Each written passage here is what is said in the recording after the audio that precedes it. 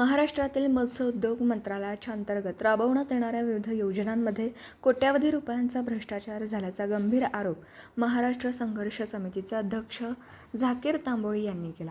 आज घेतलेल्या पत्रकार परिषदेत त्यांनी हा मुद्दा उपस्थित करत सरकारवर थेट सवाल उपस्थित केला.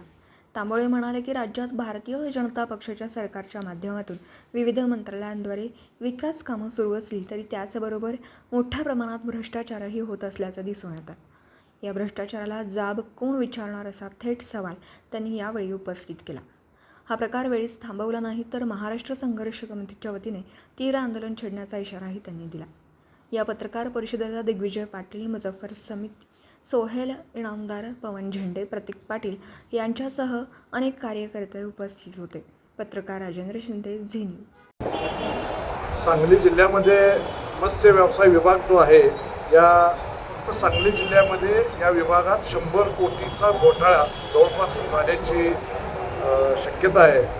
आणि एकाच प्रोजेक्टवर वेगवेगळे आर्थिक सहाय्य उचलून शासनाची तर फसवणूक केलीच आहे, पण लाभार्थी म्हणून ज्यांची नावं दिली आहेत त्यांची सुद्धा फसवणूक झालेली आहे.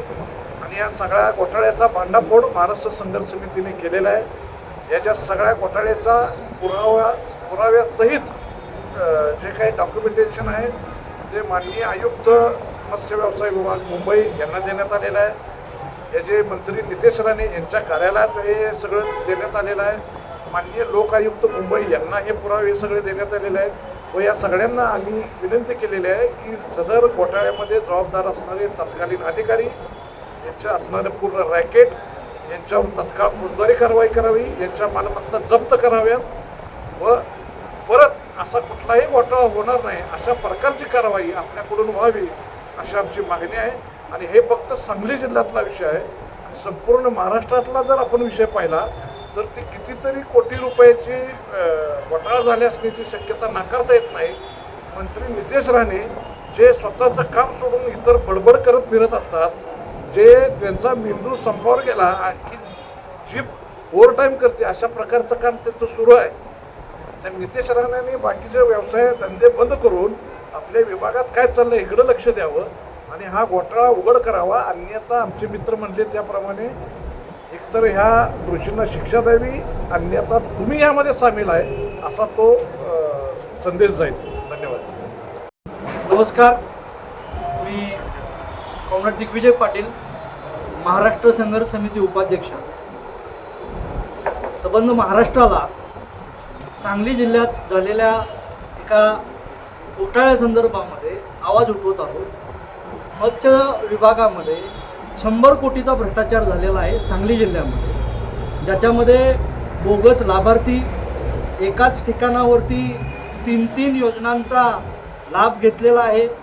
काही माणसांची नावं फक्त घेतलेली आहेत, कागदपत्र घेतलेले आहेत, त्यांना माहिती नाही त्यांच्या नावावर कर्ज उचलून त्या कर्जाची परस्पर विल्हेवाट लावली गेलेली आहे. आणि या सगळ्या प्रकारामध्ये तत्कालीन जो सहाय्यक मत्स्य आयुक्त आहे आणि त्याच्या आदेशानं काम करणारी एक टोळी आहे आणि ह्या टोळीनं जवळपास 100 कोटीच्या वर पैशांचा घोटाळा आणि शासनाची फसवणूक केलेली आहे.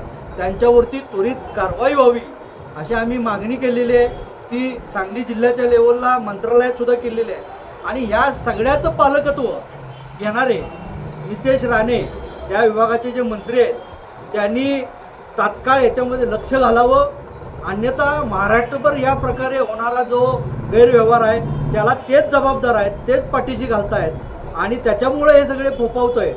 त्याच्यामुळं 15 दिवसाच्या आत जर या प्रकरणावरती कारवाई झाली नाही, दोषी अधिकाऱ्यांना पकडलं गेलं नाही, यातला गैरव्यवहार पुढं आणून त्याच्यावर कायदेशीररित्या कारवाई झाली नाही तर महाराष्ट्र संघर्ष समिती फार मोठ्या प्रमाणामध्ये उग्र आणि तीव्र स्वरूपाचं आंदोलन करेल. आणि या प्रशासनास सांगली जिल्ह्याची जी काही ताकद आहे ती दाखवून देईल.